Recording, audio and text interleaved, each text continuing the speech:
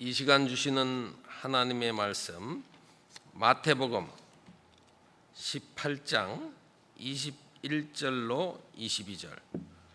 마태복음 18장 21절로 22절 한 목소리로 봉독하시겠습니다.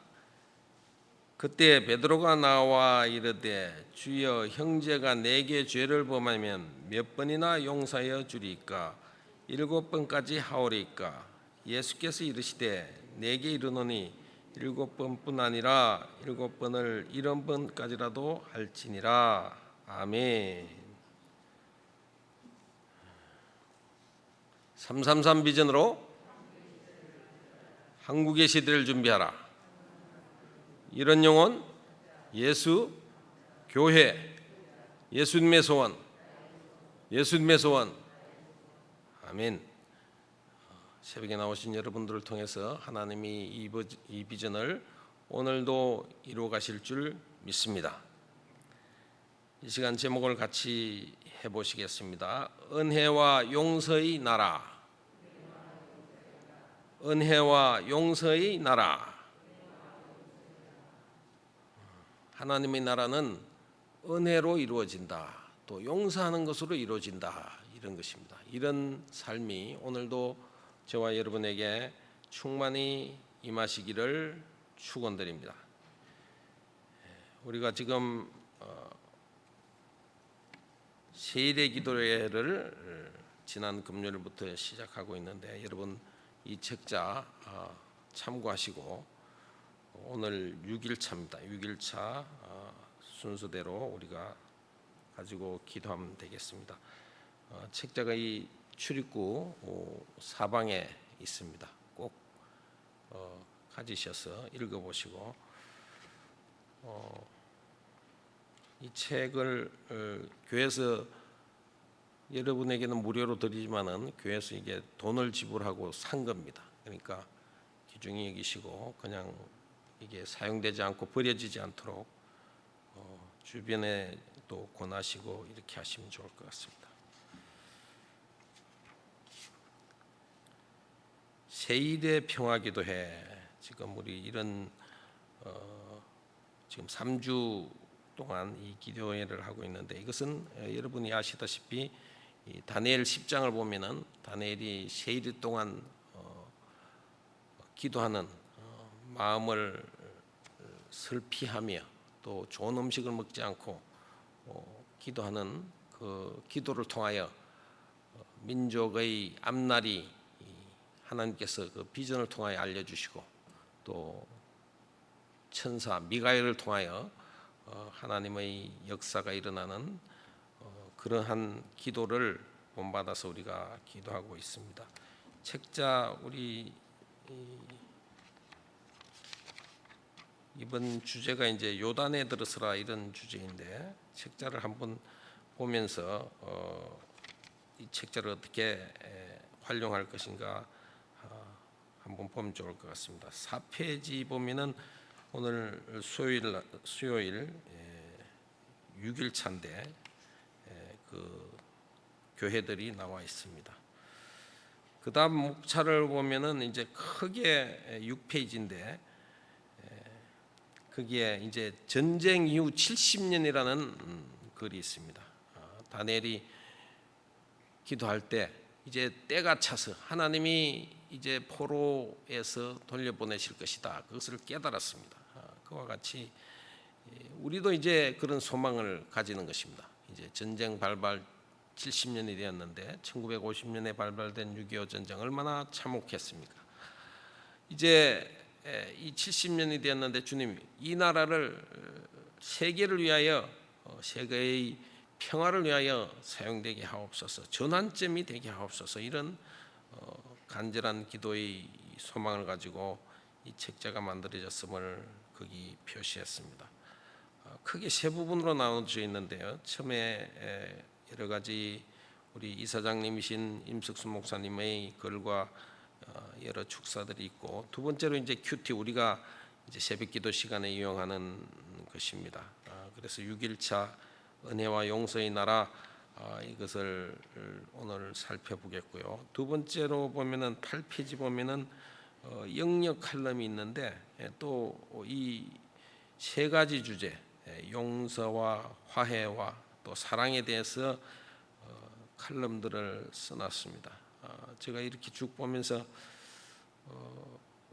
뭐 주기철 목사님이니 문중경 전도사님이니 여러분들이 많이 있지만은 용서의 사람 손양원 목사님도 들어갔으면 더 좋았겠다 이런 생각도 해봤습니다. 아무튼 이 칼럼도 날짜별로 읽어보 주시고요. 오늘 6일차 우리 50쪽 보시면은 새벽에 나눌 말씀들이 있습니다.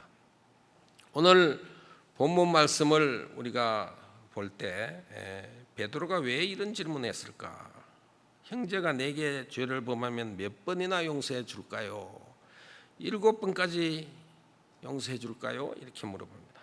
그런데 예수님께서는 7번씩 70번, 베드로의 상상을 훨씬 뛰어넘는 답을 하십니다. 전통적으로 유대인들은 3번까지 용서해라. 우리하고 비슷하죠. 3~4번. 내가 3번까지 너를 용서하겠다. 용서라는 말을 찾아봤습니다. 용서는 그 얼굴 용자이기도 한데 받아들이다 이런 뜻이 있습니다. 우리가 받아들이고 안 받아들이고는 우리 얼굴에도 나타나잖아요. 이 사람이 나를 받아들이는구나, 거부하는구나, 저 사람 속이 여전히 풀어져 있지 않구나. 그래서 이 용자가 받아들이다는 뜻이 있습니다. 서자는 용서할 서자 혹은 너그러울 서자, 이 서자를 한문으로 살펴보면은 가틀려 밑에 마음심이 있습니다. 그래서 상대방과 마음을 같이 해서 받아들이는 것입니다. 어제 제가 운전을 하는 시간이 있었는데요. 이제 상대방이 이렇게 끼어들려고 하길래 제가 양보하지 않고 이렇게 가려고 했더니 아주 불쾌한 얼굴로 쳐다보면서 이제 결국 그 사람이 앞서 가긴 했지만은 계속 저를 쳐다보면서 불쾌한 인상을 짓는 것을 봤습니다. 그래서 우리가 운전할 때 그런 일들이 많이 일어나는데요. 분노를 참지 못해서 서로 다툼까지 가는 또 차 사고까지 나는 그런 지경까지 가는데 결국 그 사람의 마음과 제 마음이 서로 달라서 그런 일이 발생하는 것이죠. 교통 문화가 발달할수록 그 양보라는 미덕이 중시가 됩니다. 상대방을 배려하고 기다려주고 또 할 수 있도록. 그런데 한국의 교통 문화는 어쨌든지 상대방이 들어오지 못하도록 방어하는 그런 교통 문화가 아직도 우세한 것 같습니다. 그래서 저도 어제 화도 나고 또 회개도 하고 그렇게 했습니다만 이렇듯 우리 일상생활에 상대방을 받아들이지 않고 내 잣대로 이렇게 판단하고 정죄하는 이런 것이 비일비재한 것을 볼 수 있습니다. 그러나 하나님의 나라는 용서하는 나라는 것이죠. 네가 3번을 훨씬 뛰어넘어서 7번까지 내가 용서하면 되겠습니까? 베드로가 아마 자부심이 자랑스러운 마음으로 제시를 했겠지만 그러나 예수님의 대답은 전혀 다른 충격적인 7번씩 70번이라도 그는 끝없이 용서라는 것입니다. 그 뒤에 나오는 그 무자비한 종의 비유를 통해서 우리가 알 수가 있는 것입니다. 오늘 본문 우리 18장 한번 보시겠습니다. 23절부터 우리 다시 한번 읽어볼까요? 23절 같이 읽습니다. 그러므로 천국은 그 종들과 결산하여 하던 어떤 임금과 같으니 결산할 때 10,000달란트 빚진 자 하나를 데려오매 갚을 것이 없는지라 주인이 명하여 그 몸과 아내와 자식들과 모든 소유를 다 팔아 갚게 하라니 그 종이 엎드려 절하며 이르되 내게 참으소서 다 갚으리다 하거늘 그 종의 주인이 불쌍히 여겨 놓아 보내며 그 빚을 탕감하여 주었더니 그 종이 나가서 자기에게 100데나리온 빚진 동료 한 사람을 만나 붙들어 목을 잡고 이르되 빚을 갚으라 하매 그 동료가 엎드려 간구하여 이르되 나에게 참아주소서 갚으리다 하되 그가 허락하지 아니하고 이에 가서 그가 빚을 갚도록 옥에 가두거늘 그 동료들이 그것을 보고 몹시 딱하게 여겨 주인에게 가서 그 일을 다 고하리니 이에 그 주인이 그를 부르다가 말하되 악한 종아 내가 빌기에 내 빚을 전부 탕감하여 주었거늘 내가 너를 불쌍히 여김같이 너도 내 동료를 불쌍히 여김이 마땅하지 아니하냐 하고 주인이 놓여 그 빚을 다 갚도록 그를 옥졸들에게 넘기니라. 그러니까 각각 마음으로 형제를 용서하지 아니하면 나의 하늘 아버지께서도 네게 이같이 하시리라. 여기 천국 우리가 사는 하나님의 나라는 어떤 나라인가? 이와 같다. 10,000달란트 빚진 자와 100데나리온 빚진 자의 관계와 같다는 것입니다. 10,000달란트는 한 달란트는 240데나리온입니다. 나중에 그 영역 칼럼에 가 보시면은 그 큰 주제 용서에 관한 주제로 칼럼이 하나 있는데 그 지영은 목사님께서 10,000달란트가 오늘날 얼마 정도 되는지 또 뭐 자세히 설명을 해 놓으셨습니다. 이게 간단하게 되어 있는데 240데나리온이고 데나리온은 하루 일꾼의 품삯입니다. 그래서 100데나리온과 10,000달란트는 우리가 견줄 수가 없는 것이죠. 벌써 한 달란트만 해도 240데나리온이니까 240일의 금액이면은 거의 1년치 연봉이 되지 않겠습니까? 그래서 만년 여기는 조금 표현이 잘못되어 있는 것 같은데 만년의 그런 연봉을 빚진 사람하고 그 100일간의 그 연봉 월급이 빚진 사람하고 어떻게 우리가 견줄 수가 있겠습니까? 임금이 보면은 내 몸과 25절에 아내와 자식들과 모든 소유를 다 팔아 갚게 하라. 내 재산뿐만 아니라 내 모든 식구들까지도 다 해도 안 되는 것입니다. 이건 도저히 감당할 수 없는 이 빚을 그 임금이 불쌍히 여겼다. 이것이 이제 키워드인데 용서할 때 불쌍히 여기는 것입니다. 에베소서 4장에도 나오지만은 서로 불쌍히 여기라. 불쌍히 여겨서 용서하라. 하나님의 나라는 그런 것입니다. 우리가 정상적인 상식으로 판단해서 이 사람은 이리 해서 더 이상 용서가 안 돼 이렇게 하면은 그 잣대에 걸려 넘어가는 사람이 한 사람도 없을 것입니다. 우리가 어떻게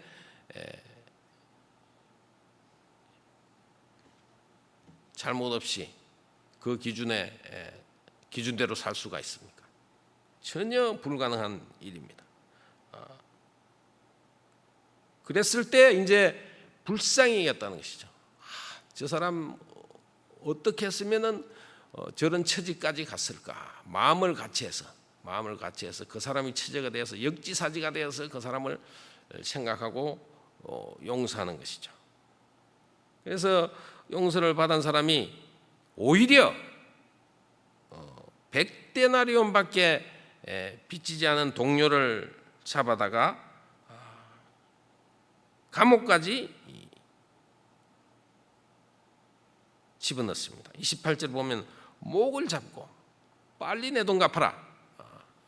얼마나 못 살게 굴었겠습니까? 그가 동료를 잡고 그렇게 했을 때 그 소식을 임금에게 알려준 것입니다. 그래서 그 임금된 주인이 노하여서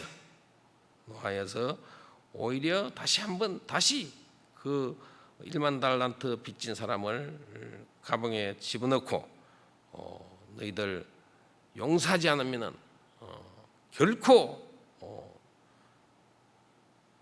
하늘의 아버지께서도 용서하지 않을 것이다. 참으로 두려운 말씀으로 이 비유를 마치고 있습니다. 이 비유는 무엇을 뜻하는가? 우리가 하나님으로부터 용서를 받았다는 것이죠. 우리가 하나님으로부터 용서받을 자격이 있습니까? 자격이 있어서 우리가 용서받고 구원을 받았습니까?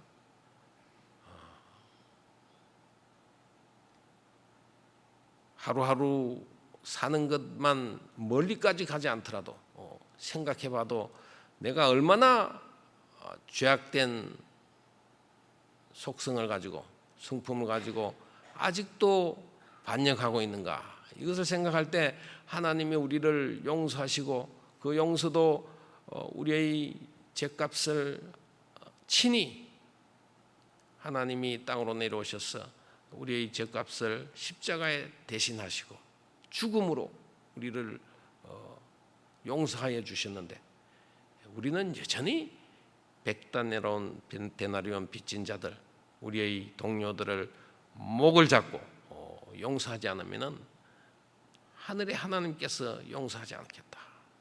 참으로 두려운 말씀을 하고 있는 것입니다.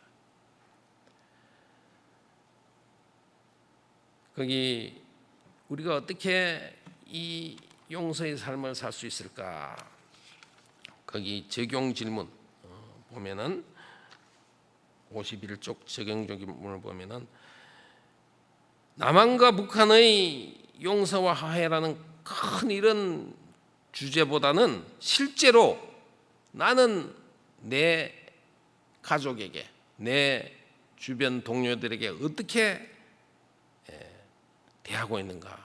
과연 용서라는 그런 말을 내가 입에도 담을 수가 있는가? 여전히 정죄하고 벽을 쌓고 배척하고 있지 않은가? 살펴보기를 원하는 것입니다. 두 번째로 용서하는 것이 100번 옳다. 우리가 이렇게 얘기를 하지만은 우리 힘으로 할 수 없다는 것을 다시 한번 우리가 고백하게 됩니다. 어제의 삶도 그저께의 삶도 용서의 삶이 아니라 대적하고 정죄하고 판단하는 그런 삶이었는데 과연 이 예수님이 말씀하시는 용서의 삶을 어떻게 살 수 있을까? 우리 오늘 18장 18절로 20절을 한번 같이 읽어봅시다. 마태복음 18장 같이 읽습니다. 진실로 너에게 이르노니 무엇이든지 너희가 땅에서 매면 하늘에서도 매일 것이요 무엇이든지 땅에서 풀면 하늘에서도 풀리리라. 진실로 다시 너에게 이르노니 너희 중에 두 사람이 땅에서 합심하여 무엇이든지 구하면 하늘에 계신 내 아버지께서 그들을 위하여 이루게 하시리라. 두세 사람이 내 이름으로 모인 곳에는 나도 그들 중에 있느니라. 아멘. 하나님이 도와주신다는 것입니다. 땅에서 풀면 내가 하늘에서도 풀리게 해 주겠다. 용서해라. 말씀하시는 것입니다. 마음을 같이하여 기도하면은 내가 너희 중에 함께 하시다. 그 기도가 이루어지게 하겠다 말씀하고 있는 것입니다. 우리 마지막으로 에베소서 4장 말씀을 한번 보고 마치도록 하겠습니다. 에베소서 4장